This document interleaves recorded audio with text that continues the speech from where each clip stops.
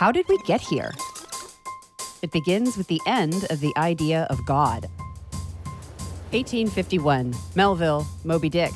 God is everywhere, but if God is everywhere, does that also mean he's nowhere? That book is prefaced by 50 pages of completely contradictory quotes about whales. The signal gets lost in the noise. The white whale can't be found. No one knows anything. 1855, Whitman, Leaves of Grass. Whatever satisfies the soul is truth. Wait, what? 1859, Darwin's On the Origin of Species. Natural selection, the big blow to religious certainty. Not only was there no Adam and Eve, but also humans aren't special. We're just animals, like all the other animals. And if the Bible is just a myth, what else might be a myth? Mid to late 1800s. Suddenly we have telegraphs and railroads and photographs and factories. Machines are replacing workers. Artists and writers and philosophers taking it all in started to think about the implications of all this progress. Later 1800s, French Impressionists break painting down to dots of color. Monet, a landscape does not exist in its own right. Its appearance changes at every moment. Degas, one sees what one wants to see. It is false, and that falsity is the foundation of art. 1880, both excited and scared by nihilism, Dostoevsky asks in The Brothers Karamazov, if there is no God, is everything permitted? 1882, Nietzsche. God is dead, and we have killed him. And, not so incidentally, there are no facts, only interpretations. 1890, Emily Dickinson. Tell all the truth, but tell it slant. 1891, Oscar Wilde. Man is least himself when he talks in his own person. Give him a mask, and he will tell you the truth. 1894, Paul Valéry. One must have some distrust of books and explanations that seem too clear. We are deceived by what is definite. 1895. According to Freud, our perception of reality is bent through the prism of our unconscious drives and instincts. 1898. Yellow journalism, aka fake news, pushes the United States into the Spanish-American War. William Randolph Hearst. You furnish the pictures, and I'll furnish the war. 1902. William James, in The Varieties of Religious Experience, argues that if all religions are possible, then none are true. 1906. Post-Impressionist painter Paul Cézanne. We live in a rainbow of chaos. 1910. Virginia Woolf. On or about December 1910, human character changed. 1910s. Rebelling against traditional perspective, Matisse and Picasso break apart the subjects of their paintings and see them from multiple points of view, often reducing human shapes to geometric forms. No more trying to paint reality as it appears.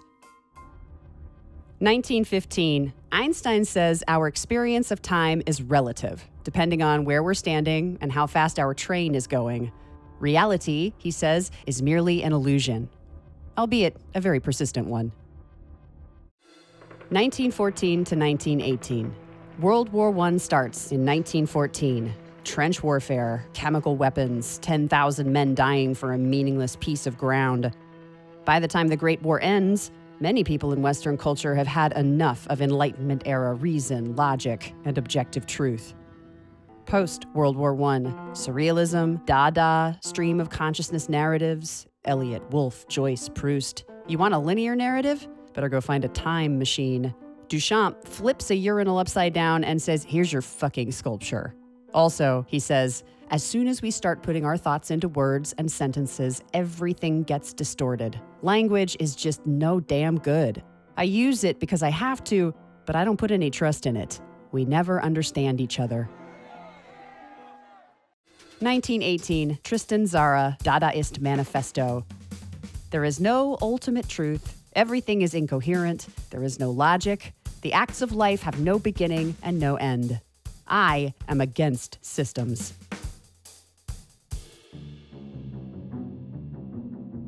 1920 to 21, Wittgenstein. Language disguises thought. Niels Bohr. When it comes to atoms, the language that must be used is the language of poetry. Everything we call real is made of things that cannot be regarded as real. 1927, the observer effect. The perceiver, by her very presence, alters what's perceived. Heisenberg's uncertainty principle says we can either know how fast a particle is going, or we can know where the particle is located, but we can't know both at the same time. Heidegger, in Being and Time, argues you can't have truth without untruth. He says, how strange that the truth should depend on a gust of wind. 1931, Virginia Woolf. I am made and remade continually. Different people draw different words from me. 1933, Hemingway. Our nada who art in nada, nada be thy name. 1935, Schrodinger's cat. A cat is in a box. There's a 50-50 chance the cat is alive, but until we open the box, we don't know the answer, so the cat is both alive and dead. 1936, T.S. Eliot. Humankind cannot bear very much reality. 1938, Orson Welles broadcasts War of the Worlds. Fiction is indistinguishable from reality. Some listeners think aliens have landed. A few real people jump out real windows to their real deaths. 1939, Orwell, watching the rise of Nazism, says that it's possible that we're descending into an age in which 2 + 2 will make 5 when the leader says so. 1941, Abstract Expressionism. Art as chaos, chaos as creation. There's violence in the nothingness. Picasso. All acts of creation begin with an act of destruction. Borges' Garden of Forking Paths features an infinite, growing, dizzying web of divergent, convergent, and parallel times. In most of those times, we do not exist. In some, you exist, but I do not. In others, I do and you do not. In others still, we both do. 1942, Camus. There is but one truly serious philosophical problem, and that is suicide. 1945. Auschwitz and the closing of the Iron Curtain inspire Orwell to write 1984, which gives us the thought police and the Ministry of Truth and the party told you to reject the evidence of your eyes and ears. 1946. Jean-Paul Sartre. I am the architect of my own self, my own character and destiny. I am the things I have done and nothing more. We are all completely free. We can each do any damn thing we want. There is no reality except in action.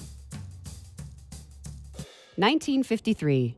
Joseph McCarthy's fake list of 205 communists working in the State Department. Roy Cohn, chief counsel, future lawyer for Fred and Donald Trump. Always attack, never explain, never apologize, never ask for love, accuse your enemy of committing the sin you're committing, aka gaslighting. Beckett, waiting for Godot. The savior we're waiting for isn't coming. Existence is absurd. The world is incomprehensible. Our senses are too feeble to find meaning within it. 1957. Hugh Everett's many worlds interpretation of quantum physics says that matter is always a wave and a particle, but we can measure only one or the other because the entire universe splits in two the moment we snap the photo. Early 1960s. French structuralists Claude Lévi-Strauss and Jacques Lacan say that free will is an illusion. We're really just animatronic bears performing our culturally predetermined songs. The Russian-born sculptor Louise Nevelson. The only reality I recognize is my own reality. Jean-Luc Godard. Sometimes reality is too complex. Pop art samples reality in new ways, adapting to a world filled with mass-produced consumer goods and the ads that go along with them. Warhol.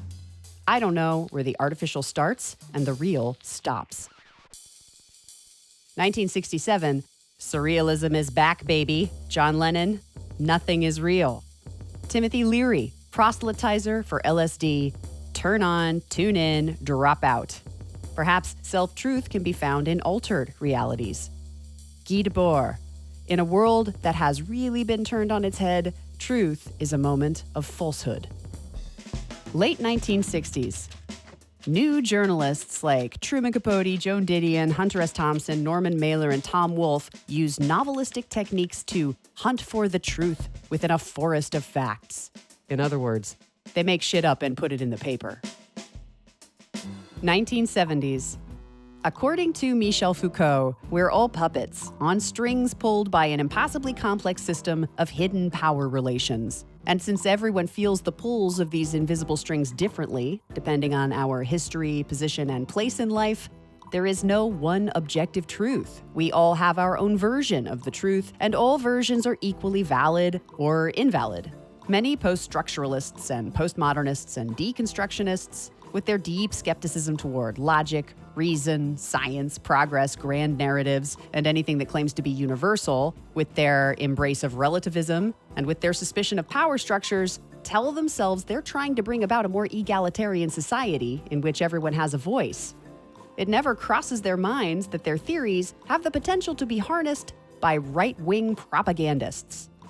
But all powerful inventions end up having unintended consequences. 1971, Mel Bachner. Postmodern art started when Jasper Johns first rejected sense data and the singular point of view as the basis for his art and treated art as a critical investigation.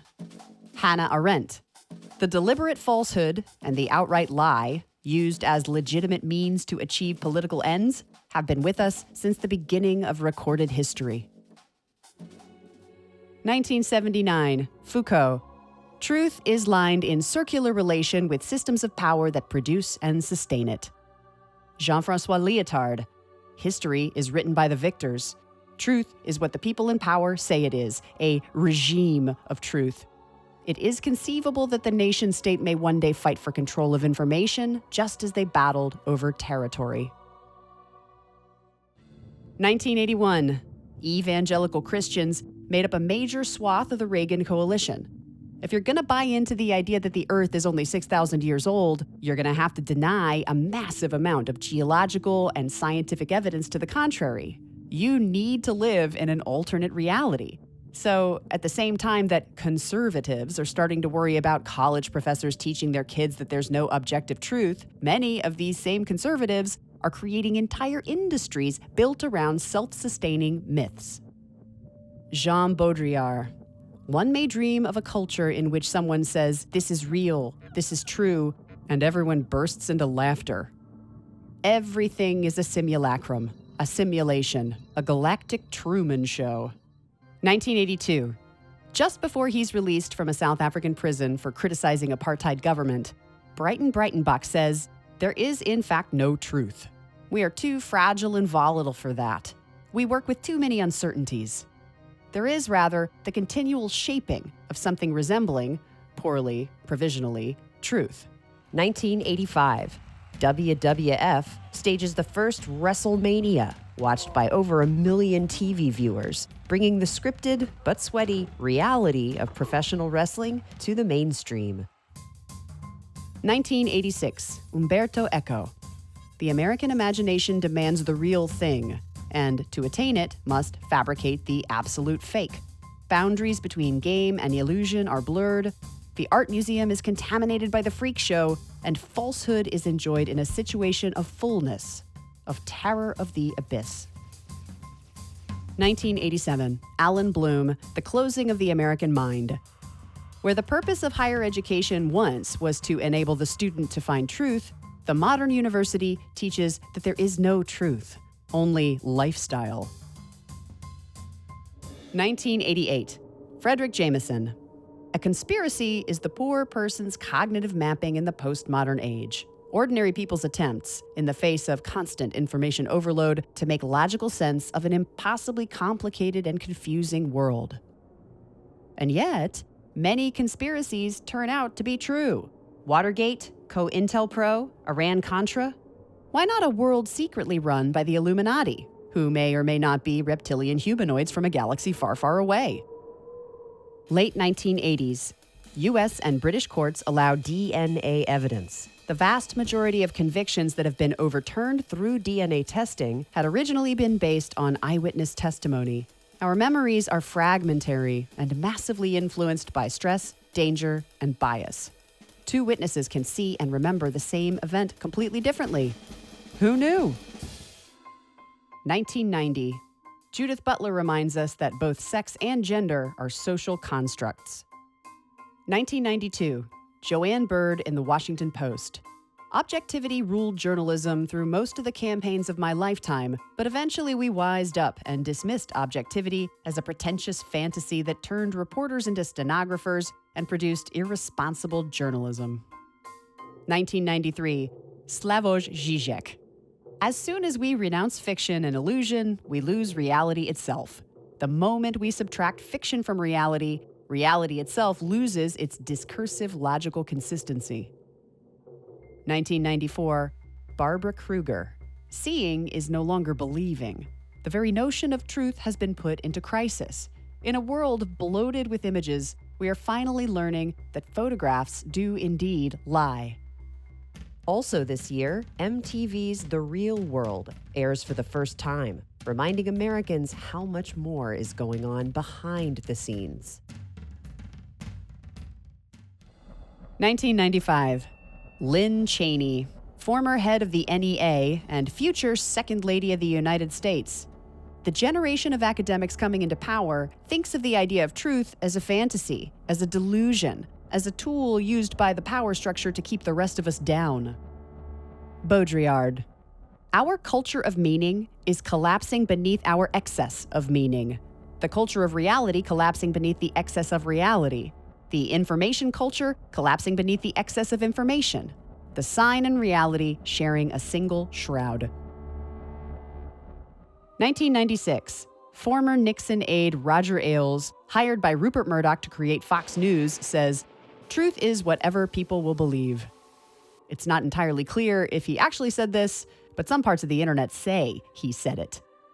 1998. Baudrillard's info-drunk hyperreality finds its perfect conduit when Google is founded.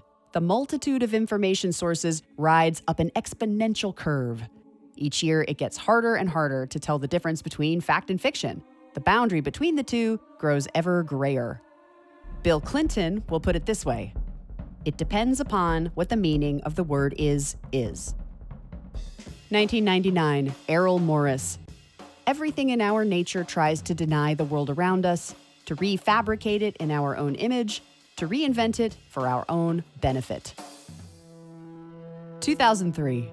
George W. Bush invades Iraq under the pretense that Saddam has WMDs.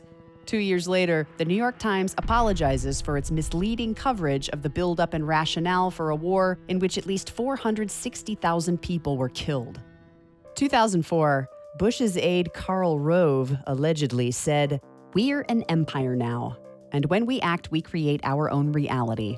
And while you're studying that reality, judiciously as you will, we'll act again, creating other new realities which you can study too, and that's how things will sort out. We're history's actors, and you, all of you, will be left to just study what we do." Neil Gabler. All politicians operate within an Orwellian nimbus in which words don't mean what they normally mean, but Rovism posits that there is no objective, verifiable reality at all. Reality is what you say it is. Bruno Latour. The mistake we, academics, made was to believe that there was no efficient way to criticize matters of fact except by moving away from them and directing one's attention toward the conditions that made them possible. Oops.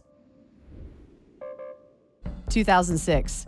A startup called Twitter starts up. Facebook membership is open now to anyone 13 and older. What started out as a tech bro prank to rank the hotness of college girls turns out to be the circulatory system that delivers terminal cancer to the already ravaged bones of democracy. Neil deGrasse Tyson. The good thing about science is that it's true whether you believe it or not. Sort of like how we thought the expansion of the universe was slowing down until 1998 when we discovered dark energy, and now we think the expansion is actually getting faster and faster? Stephen Colbert at the White House Correspondents Association dinner. We know that polls are just a collection of statistics that reflect what people are thinking in reality, and reality has a well-known liberal bias.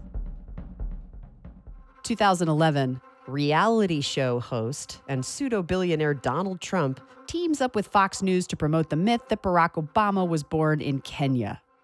2012, Serbian performance artist Marina Abramovic. We are actually living in a million parallel realities every single minute. 2013, Sebastian Hyde. A proper relativist would have to say that all stories are equally valid, since all stories can always at best capture only one point of view, and there is no objective truth behind the narratives anyway.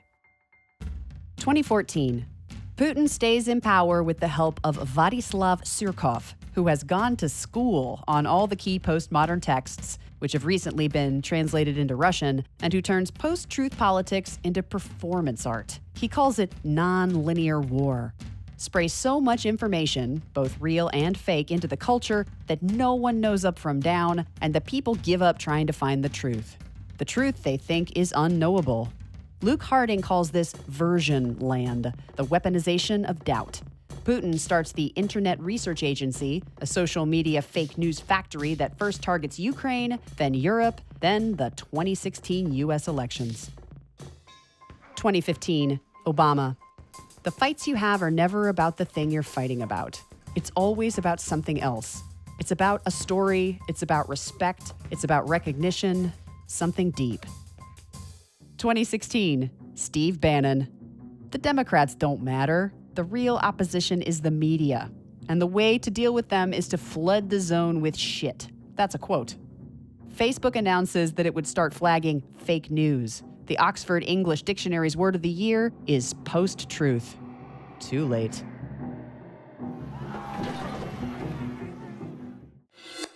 (2017) Trump is sworn in. His first act as president is to send his press secretary, Sean Spicer, out to tell the press that yesterday was the largest audience to ever witness an inauguration, period, both in person and around the globe. The photographic evidence of the event was wrong. Trump's crowd was bigger than Obama's. When asked to justify the obvious lie, Kellyanne Conway said that Spicer was using alternative facts. Peter Pomerantsev. Maybe Putin and Trump's postmodernist disdain for objective facts is part of their appeal. Facts are, after all, unpleasant things. They tell you that you are going to die, that you might not be good-looking, rich, or clever. They remind you of your limitations. There is a rebellious joy in throwing off the weight of them. Does them here refer to limitations or facts? As if the info fog weren't already thick enough, deep fakes technology hits the mainstream. The unholy marriage of computer graphics and AI-created fake images and video and even audio. It's nearly impossible to tell real photos and videos from the fake ones. Philosopher Jeet Heer. The visual has triumphed over the literary. Fragmented sound bites have replaced linear thinking. Nostalgia has replaced historical consciousness. Simulacra are indistinguishable from reality. An aesthetic of pastiche and kitsch has replaced modernism's striving for purity, and a shared culture of vulgarity papers over intensifying class disparities. In virtually every detail, Trump seems like the perfect manifestation of postmodernism. ZIzek. At its most basic, ideology is the primordial version of augmented reality. 2018. Republican Senator Ben Sasse crying crocodile tears. We have a risk of getting to a place where we don't have shared public facts. A republic will not work if we don't have shared facts. Way too late. Michiko Kakutani. Relativism has been ascendant since the culture wars began in the 1960s. Back then it was embraced by the new left, who were eager to expose the biases of Western, bourgeois, male-dominated thinking, and by academics promoting the gospel of postmodernism, which argued that there are no universal truths, only smaller personal truths, perceptions shared by the cultural and social forces of one's day. Since then, relativistic arguments have been hijacked by the populist right. No fucking joke. Steven Pinker. The humanities have yet to recover from the disaster of postmodernism, with its defiant obscurantism, self-refuting relativism, and suffocating political correctness. Rudy Giuliani on Meet the Press. Truth isn't truth. Trump. What you're seeing and what you're reading is not what's happening.